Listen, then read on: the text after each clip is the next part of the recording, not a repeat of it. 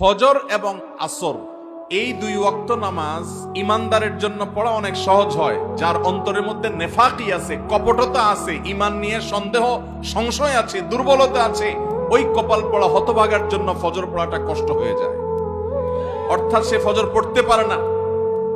ভাইরা আমার, আমরা প্রত্যেকে যদি নিজের অবস্থানকে এই প্যারামিটার দিয়ে মাপার চেষ্টা করি, তাহলে দেখতে পাবো আমাদের ইমানের অবস্থা কোন জায়গা। পাঁচ ওয়াক্ত নামাজের নির্দেশ এত গুরুত্বপূর্ণ, বারবার করে আল্লাহ তাআলা স্মরণ করিয়েছেন, তার রাসূল সাল্লাল্লাহু আলাইহি ওয়াসাল্লাম স্মরণ করিয়েছেন, জীবনের শেষ মুহূর্তে স্মরণ করাচ্ছেন। কারণ এই নামাজ ছাড়া আখিরাতে একটা কদম আমরা সামনে আগাতে পারবো। প্রতিটা কদমে এই নামাজের প্রভাব আমাদের থাকবে। চেহারার উজ্জ্বলতা থাকবে ওযুর কারণে, সিজদার অঙ্গগুলো আলোকিত থাকবে সালাতের কারণে।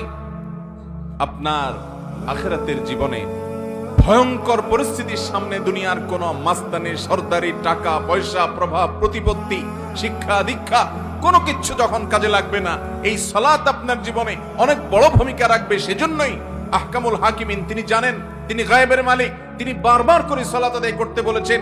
নবী করিম সাল্লাল্লাহু আলাইহি সাল্লামকে আল্লাহ মেরাজে নিয়ে দেখিয়েছেন নামাজ না পড়লে তার পরিণাম কি হয়, নামাজি ব্যক্তির তার পুরস্কার কি হয়। এজন্য তিনি বারবার করে দুনিয়া থেকে চলে যাচ্ছেন, তখনও বলে যাচ্ছেন, পুরো কথাও বলতে পারতেছেন না, তারপরও বলছেন আসসালাহ আসসালাহ, তোমরা নামাজের উপরে খবরদার সাবধান থাকবা। কারণ তিনি জানেন এর ভয়াবহতা কি। আল্লাহ রাব্বুল আলামিন তাকে দেখিয়েছেন যে পাথরের উপর মাথা রেখে আঘাত করা হচ্ছে কোন এক জাহান্নামীকে। জিজ্ঞাসা করলেন এর অপরাধ কি? বলা হলো, হে আল্লাহর রাসূল, এর অপরাধ হলো সে ফরজ নামাজ না পড়ে ঘুমিয়ে থাকতো, অলসতা করত, অবহেলা করত। ওয়াক্তকে ওয়াক্ত ফরজ নামাজ চলে গেছে, তার বুক কাঁপে নাই, সে নামকে ওয়াস্তে মুসলমান ছিল। এই জন্য জটিল এবং কঠিন শাস্তি তাকে দেওয়া হচ্ছে। নবী সাল্লাল্লাহু আলাইহি সাল্লাম সেজন্য বলেছেন, আউয়ালু মা ইউহাসাবু বিহিল আবদু ইয়াউমাল কিয়ামাতি আস-সালাহ। ও মুসলমান, তোমার মৃত্যুর পর তোমার রবের সামনে তোমাকে দাঁড়াতে হবে, কিয়ামতের ময়দানে একত্র হতে হবে। এই জীবনের প্রতিটি পা ফেলার জন্য হিসাব দিতে হবে, প্রতিটা ছোট বড় কর্মের জন্য জবাবদিহি করা লাগবে। যা খুশি তা করে চলে যাবে, দুনিয়াতে পার পেয়ে যাব। তুমি মনে করছো কেউ তো বাধা দিচ্ছে না, কই নামাজ না পড়লেও তো কোনো অসুবিধা হচ্ছে না, কই কোনো খারাপ কাজ করলেও তো পার পাওয়া যাচ্ছে, ফাঁকি ঝুঁকি দেওয়া যাচ্ছে, মানুষের চোখে ধুলি দেওয়া যাচ্ছে।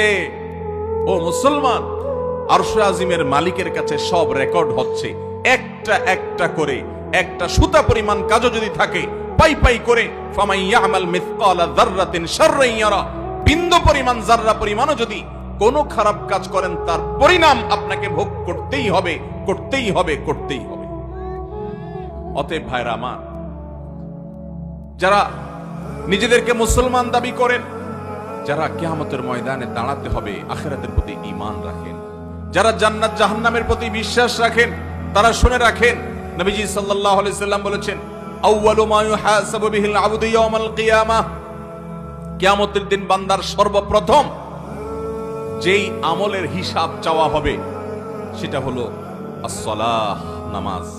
তোমার জীবনে নামাজের অবস্থা কি? আগে নামাজের ঘাটতি হলো।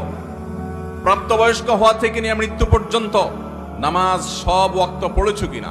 পড়লে সেখানে মনোযোগ, ধীরস্থিরতা ঠিকঠাক মতো কতটুকু ছিল, এর হিসাব নিকাশ দাও। তোমার নামাজের কোয়ালিটি কি ছিল? যে ব্যক্তির নামাজের হিসাব মোটামুটি ঠিকঠাক মতো সে দিতে পারবে, ফাকাদ আফলাহা ওয়া আনজাহ, নবীজি বলেছেন সে ব্যক্তি সফল হবে, সাকসেস হবে, সামনের বাকি সব তার সহজ হয়ে যাবে।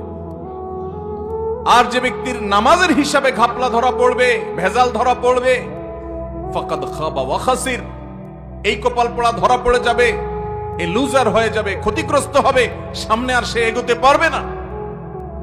ও ভাই আমার, এই নামাজ আমরা যদি পড়ি, আমাদের আল্লাহর কোনো লাভ নাই, নবীজিরও কোনো লাভ।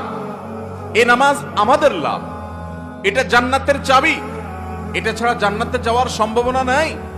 অথচ মুসলমানের সন্তান বলে যে নামাজ না পড়লে কি হয়েছে, ঈমান আছে না নাই? এরকম নামাজ না পড়লে কি হয়েছে, তার বলে কি আছে, ঈমান আছে।